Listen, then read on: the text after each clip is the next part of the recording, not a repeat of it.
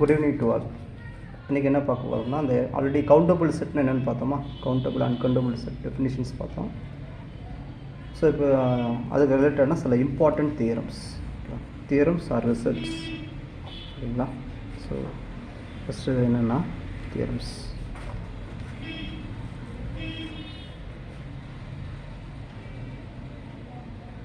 என்னென்னா theorems and results.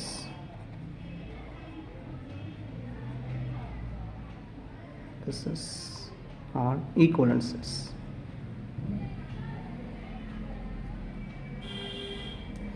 So already நமக்கு equivalent செட்ஸ்னால் என்ன தெரியுதுன்னு பார்த்தீங்களா. என்ன தெரியும் ஈக்குவலன்ட் செட்னா, ரெண்டு செட்டுக்கு இடையில் ஒரு பைஜெக்டிவ் மேப் நம்மளால் கொடுக்க முடியுதுன்னா அது ரெண்டு செட்டு ஈக்குவலன்ட் செட்ஸ். ஸோ அதை வச்சு சில இம்பார்ட்டன்ட் தியரம்ஸ் ஓகேங்களா. ஆக்சுவலாக என்னென்னா, ஒரு தியரம் கொடுக்குறேன், அது வந்து ட்ரூ ஃபால்ஸ்னால் ஒரு கவுண்டர் எக்ஸாம்பிள் கொடுத்து அதை ஃபால்ஸ்னு நம்ம எழுதிடலாம்.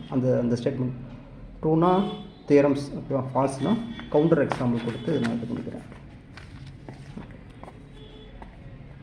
ஃபஸ்ட்டு பாருங்கள், ஃபஸ்ட்டு தியரம் என்னென்னா தியரம் நம்பர் 1,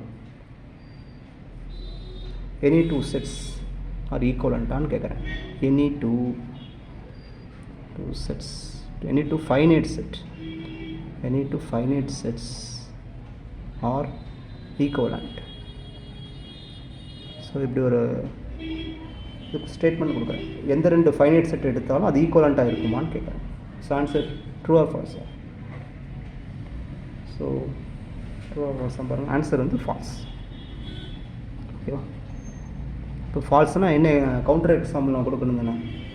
ஸோ என்னென்னா, ரெண்டு செட்டு வந்து ஃபைனைட் செட்டு தானே, ஈக்குவலண்ட். இப்போது ரெண்டு ஃபைனைட் செட், ஏங்கிறது ஒரு ஃபைனைட் செட்டு, பிங்கிற ஃபைனைட் செட். ஏ இது ஒரு ஃபைனைட் செட்டு, இது ஒரு ஃபைனைட் செட் ஓகேவா.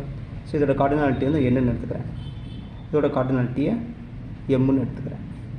சப்போஸ் இஃப் நான் வந்து n லெஸ் தென் எம்முன்னு கொடுக்குறேன். ஸோ n லெஸ் தென் எம்முன்னு கொடுத்தா என்ன உங்களுக்கு ரெண்டுக்கு இடையில் பைஜெக்டிவ் மேப் கொடுக்க முடியாது ஓகே. n லெஸ் தென் என்னென்ன வரும், இதுக்கு இடையில் ஒரு பைஜெக்டிவ் மேப் நம்மளால் கொடுக்க முடியாது. ஆக்சுவலாக இங்கே கார்டினாலிட்டி அதிகமாக இருக்குது, இப்போ அங்கே கார்டினாலிட்டி அதிகமாக இருந்தால் நல்லாயிருக்கும். ஒன்று வராதா, அன்ட்டு வராதா சொல்லுங்கள் பார்ப்போம். என் சப்போஸ் n லெஸ் தென் என்னன்னு கொடுக்குறேன், சொல்லுங்கள் பார்ப்போம். இங்கே கார்டினாலிட்டி அதிகமாக இருந்தால் ஆன்டூவில் ப்ராப்ளம் வரும் ஓகேவா. இங்கே கார்டினாலிட்டி அதிகமாக இருந்தால் ஆன்டூவில் வராது. இப்போ வந்து எஃப் வந்து ஆன்டூ வரவே வராது. இப்போ ஆன்டூ வராதனால எஃப் வந்து பைஜெக்டிவாக இருக்காது. So F is not bijective ஓகேங்களா. ஸோ அதனால் இந்த ரெண்டு செட்டு வந்து ஈக்குவலண்ட்டாக இருக்க முடியாது. இப்போ ரெண்டு ஃபைனைட் செட்டு வந்து ஈக்குவலண்ட்டாக இருக்க முடியாது. இது சம் கண்டிஷன் அப்ளை பண்ணால் தான் அது ஈக்குவலண்ட்டாக இருக்கும். அது என்ன கண்டிஷன்னு நெக்ஸ்ட்டு பார்க்கலாம் ஓகேங்களா. ஓகே, நெக்ஸ்ட்டு தியரம் பாருங்கள் என்ன கொடுத்துருக்காங்கன்னா, இப்போ நான் அதை அட்ஜஸ்ட் பண்ணுறேன். Any two finite sets having same cardinality, ரெண்டு ஃபைனைட் செட்டுக்கு same cardinality are equivalent.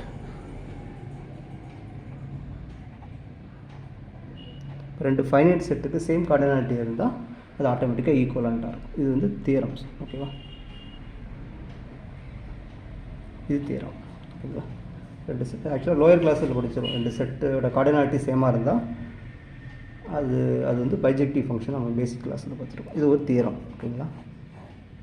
Next so தியரம்னா சில சிம்பிள் தியரத்தை நான் ப்ரூவ் பண்ணிடுறேன்.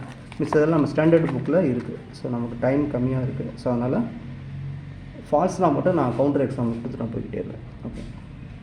நெக்ஸ்ட்டு பாருங்கள், இதே மாதிரி ரெண்டு ஃபைனைட் செட்டு வந்து ஈக்குவலாண்டாக இல்லையான்னு பார்த்தோமா, அதே மாதிரி ரெண்டு இன்ஃபைனைட் செட்டு ஈக்குவலாண்டாக இருக்கா இல்லையான்னு பார்ப்போம். ஸோ ஸ்டேட்மெண்ட் என்னன்னா, any two infinite sets are equivalent அப்படின்னு நான் கொடுக்குறேன்.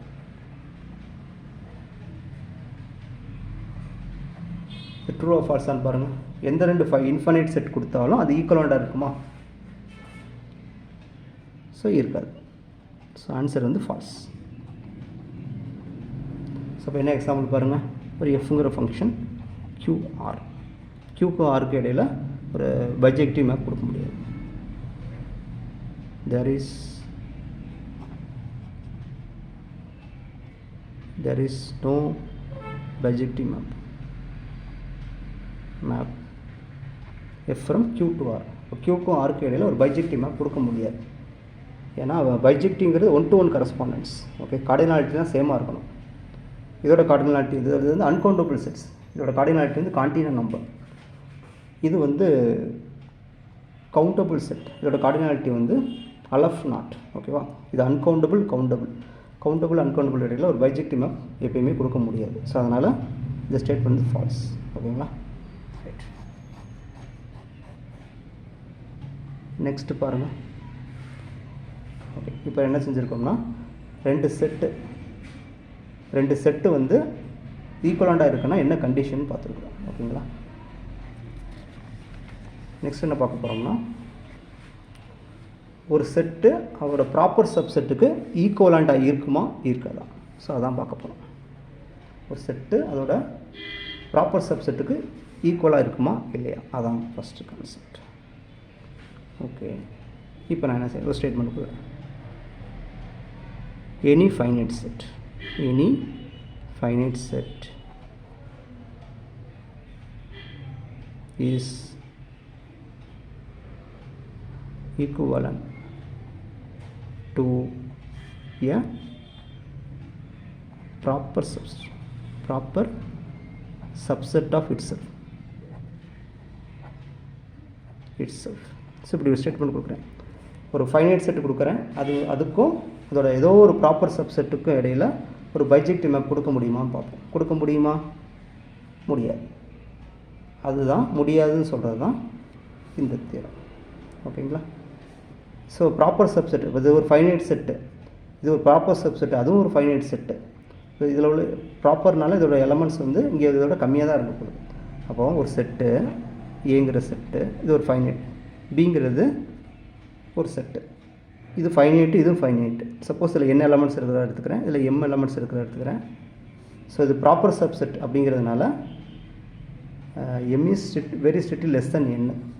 ஓகேங்களா, ஸோ அதனால் இதுக்கு ரெண்டுக்கு இடையில் ஒரு பைஜெக்டிவ் மேப் நம்மளால் கொடுக்க முடியாது.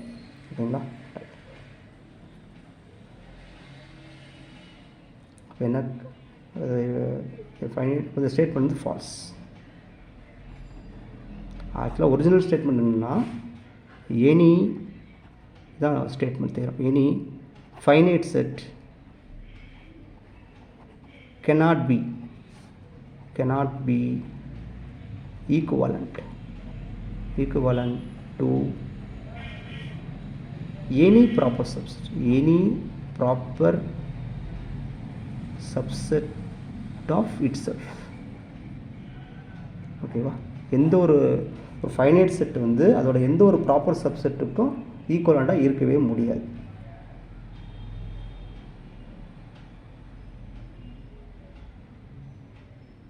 ஓகேங்களா,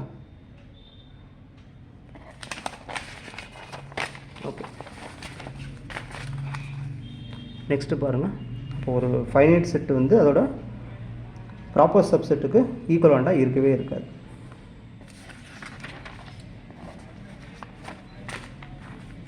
ஓகே, இப்போ இது கவுண்டபிள் செட்டுக்கு பார்க்கலாம், இன்ஃபைனைட் செட்டுக்கு பார்க்கலாமா? சிக்ஸ்த்து என்னென்னா ஒரு ஸ்டேட்மெண்ட் கொடுக்குறேன். எனி கவுண்டபிளி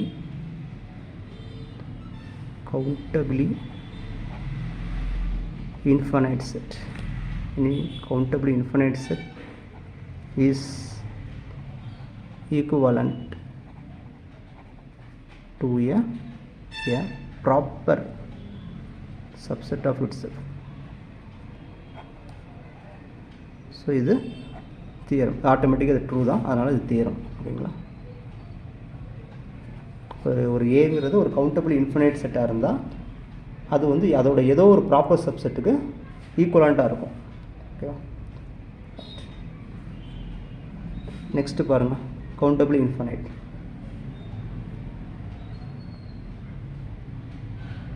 நெக்ஸ்ட்டு இன்ஃபினைட் செட்டுக்கு பார்க்கலாமா? Any infinite set is equivalent to a proper subset of itself. ஒரு இன்ஃபைனைட் எந்த ஒரு இன்ஃபைனைட் சப்செட்டும் அதோட ப்ராப்பர் சப்செட்டுக்கு ஈக்குவலண்ட்டாக இருக்கும். தட் மீன்ஸ் அதுக்கும் அதோட ப்ராப்பர் சப்செட்டுக்கு இடையில் ஒரு பைஜெக்டிவ் மேப் நம்மளால் கொடுக்க முடியும். ஓகேவா?